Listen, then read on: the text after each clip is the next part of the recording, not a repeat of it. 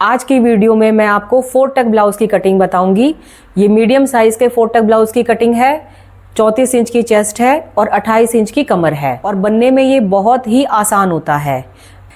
अक्सर गलतियां कहाँ होती हैं हमसे, या तो हम टक्स का साइज सही नहीं लेते या फिर टक्स जहाँ पे हमें डालनी होती है उस जगह को हम गलत तरीके से मेजर करते हैं या गलत निशान लगाते हैं। आज की वीडियो सिर्फ इसी चीज़ पे है कि किस तरीके से हमें सही मेजरमेंट लेना है टक्स का, एपेक्स पॉइंट के हिसाब से कहाँ कहाँ वो डलेंगी और कितनी टक्स की चौड़ाई होगी। सभी बातें मैंने आपको डिटेल से समझाई हैं। बहुत इजी है ये ब्लाउज़ और बनने के बाद अगर आप सेम तरीके से बनाओगे बहुत अच्छी फिटिंग आएगी। ये हमारा टोटल 1 मीटर का फैब्रिक है। विमल की लाइनिंग है ये। इसको रख के हम बाद में मेन फैब्रिक कट करेंगे। ये इसकी ओपन वाली साइड है और ये इसकी बंद वाली साइड है। सबसे पहले हम लेंगे लंबाई और नीचे से इसको बराबर कर लेंगे। नीचे से हम इसकी लंबाई नापेंगे, यहाँ से नापना शुरू करेंगे।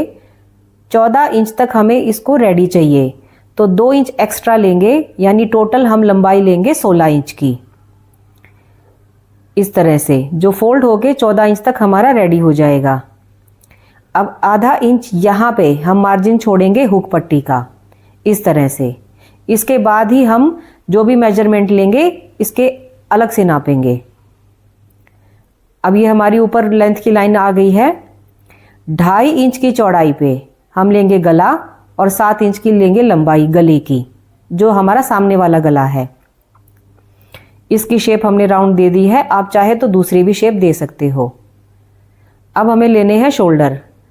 तो देखिए गला अगर आपका 7 इंच का है सामने का और पीछे वाला हमारा 10 इंच का है, यानी टोटल बनता है वो 17 इंच।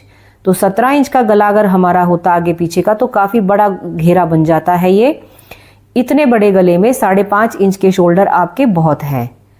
तो 5.5 इंच पे शोल्डर लेके हमने 1/2 इंच डाउन यहाँ से शोल्डर को लिया है।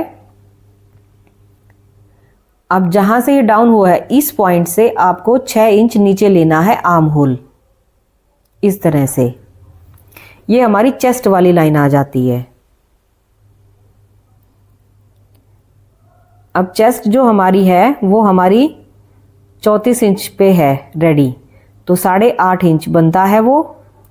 8.5 इंच और 2 इंच एक्स्ट्रा हमने लिया है मार्जिन का, यानी टोटल हमने लिया है 10.5 इंच।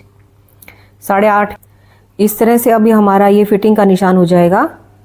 अब हमें आर्म होल की शेप देनी है, तो इन दोनों पॉइंट्स को रख के हम मिला देंगे ऐसे। स्केल को ऐसे रखेंगे हम, इस तरह से। अब देखिए ये जो आपकी दूरी आती है ये हमारी 1 इंच की दूरी पे आता है इस कॉर्नर से, यहाँ पे।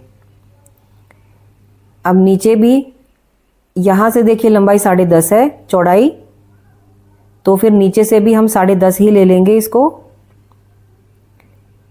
और दोनों इनको पॉइंट्स को हम मिला देंगे। मिलाने के बाद अब देखिए आपको लेनी है एपेक्स पॉइंट की लंबाई। एपेक्स पॉइंट 34 इंच की चेस्ट में हम लेते हैं 10.5 इंच पे, जो हमारा काफ़ी रहता है यहाँ पर।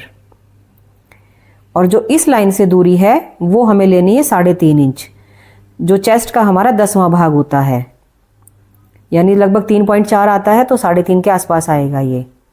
अब ये मेन डार्ट हमारी आ गई है। मेन डार्ट आने के बाद आपको क्या करना है, एक सर्कल बनाना है। ये सर्कल की चौड़ाई 3 इंच तक होनी चाहिए। तो इस मेन डार्ट से 1.5 इंच की चौड़ाई पे इस तरह से ये देखिए एक सर्कल हमने ड्रॉ कर लिया है। सर्कल ड्रॉ करने के बाद अब 4 जो हमारे पॉइंट्स हैं बाकी अदर दूसरी डार्ट के, वो कैसे लेने हैं। तो ये डार्ट वाली लाइन आ गई। अब इस लाइन से आधा इंच ऊपर इस साइड और आधा इंच ऊपर इस साइड, तो 2 डार्ट हमारी ये आएंगी। यहाँ पे ये जो हमारी एपेक्स पॉइंट की लाइन थी इससे आधा इंच नीचे इधर ले लीजिए और इन दोनों लाइन को हम ऐसे मिला देंगे।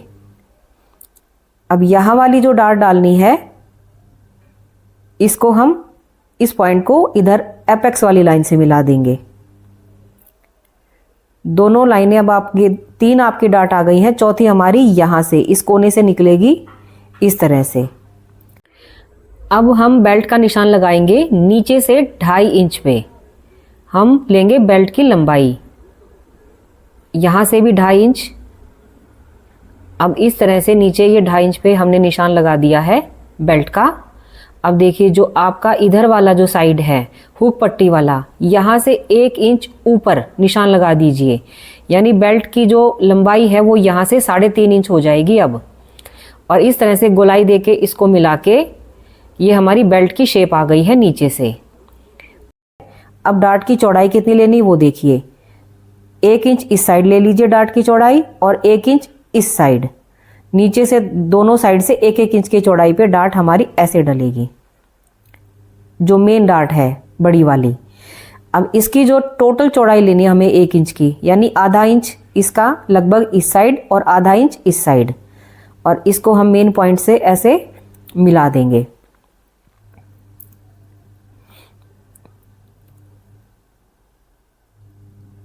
अब ऐसे ही ये देखिए हमने फिल कर दिया इनको। फिल करने के बाद आपको ज़्यादा क्लियर हो गया होगा कि कितनी चौड़ी हमें ये लेनी है।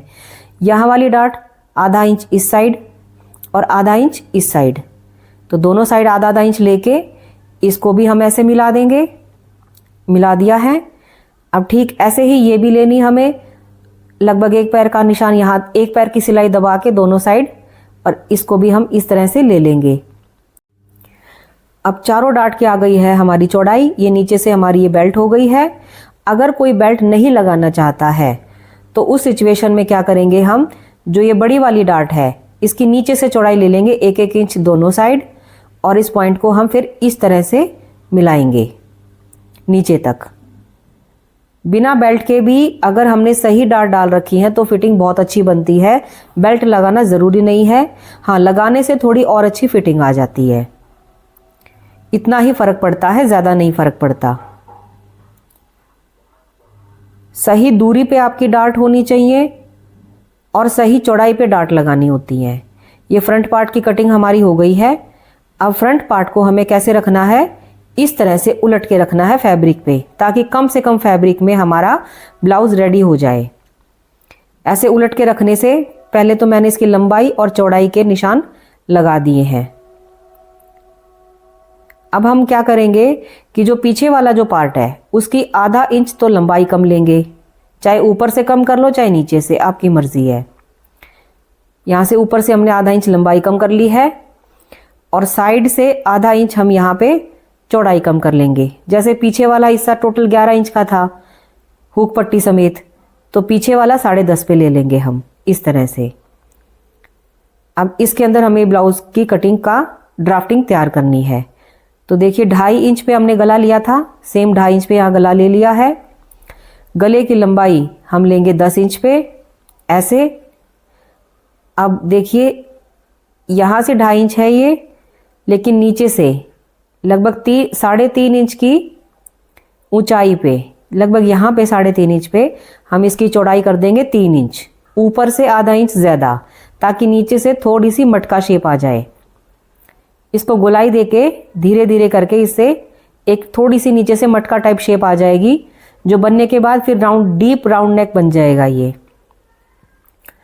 अब शोल्डर हमें नापने हैं। 5.5 इंच के हमारे शोल्डर आते हैं।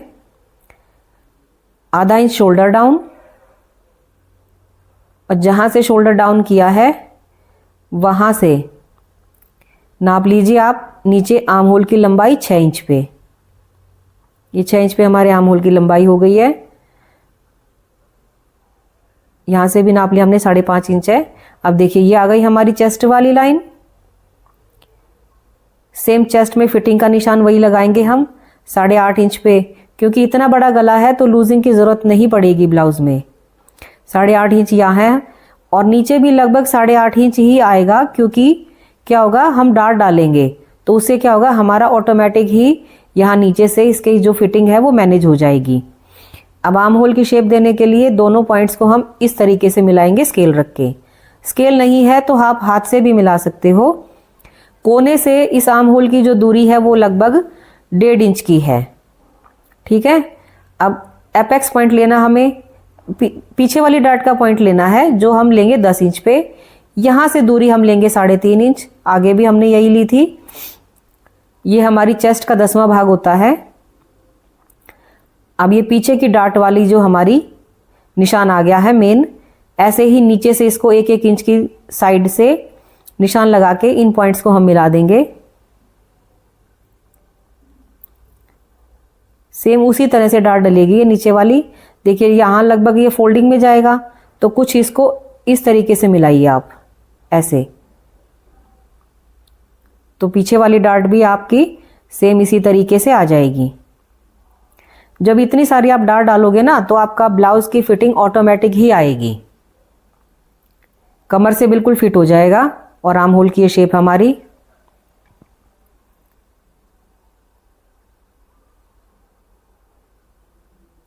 ये हमारे बैक पार्ट की कटिंग हो गई है। देखिए फ्रंट पार्ट के ऊपर अगर हम बैक पार्ट रखते हैं तो अब आपको अच्छे से समझ में आ जाएगा। अब देखिए ये आधा इंच यहाँ से कम है और आधा इंच यहाँ से कम है। यहाँ से अगर आप शोल्डर डाउन नहीं लेना चाहते और गले को टाइट बनाना चाहते हो तो वो भी ठीक है, ज़रूरी नहीं है कि आप शोल्डर डाउन लो। 5.5 इंच में वो आराम से चल जाएगा बिना डाउन लिए भी। अब स्लीव्स का देखिए, यहाँ से हमें लेना है 9.5 इंच की चौड़ाई और लंबाई लेंगे हम 16 इंच की। जितना भी फैब्रिक था सारा ले लिया। 3.5 इंच पे अंदर की साइड से निशान लगा के धीरे धीरे हम इसको शेप देके ऊपर की तरफ मिला देंगे ऐसे। यहाँ से हमें 5 इंच पे रेडी चाहिए और कुछ ये मार्जिन का एक्स्ट्रा 7 इंच का टोटल हमने यहाँ से चौड़ाई ले ली है। अब दोनों पॉइंट्स को हम मिला देंगे। ये ऊपर से इस तरह से हमारी स्लीव्स की फिटिंग जाएगी। लगभग इतना हिस्सा सिलाई में इस तरह से लग के साइड में मार्जिन बचेगा। अब आपको क्या देखना है कि ये देखिए अंदर वाली जो ये गहराई की कटिंग है, सेंटर पॉइंट से हमने इसको लगभग आधा इंच अंदर की तरफ लेके इसको धीरे धीरे मिला लेना है।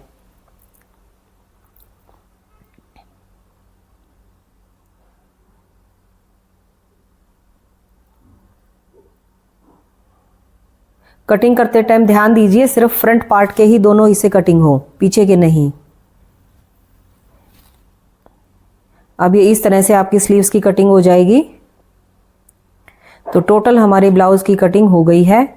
खोलने के बाद स्लीव्स की शेप कुछ इस तरह से आपको दिखा। तो कैसे लगी आपको हमारी वीडियो और हमारी कटिंग? अगर अच्छी लगी है तो लाइक और सब्सक्राइब कर दीजिएगा। Thank you very much.